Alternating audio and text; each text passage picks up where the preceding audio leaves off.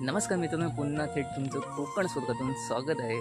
तर मित्रांनो बघू शकता, मी आता आलो काजू काढायला. मित्रांनो आतमध्ये बघू शकता काजू आणि बोंड. तर ही माझ्या फक्त आपल्या कोकण स्वर्गात. तर मित्रांनो अशीच माझ्या ही कोकणामध्ये असते. तुम्ही पण माझ्या करत असाल काजू काढण्याची. तर मित्रांनो बघू शकता काजू. तर तुम्हाला दाखवतो कोकणातले काजू काढल्यात ते दाखवतो. आणि ही माझ्या फक्त आपल्या कोकण स्वर्गात. चला तर काजू काढूया.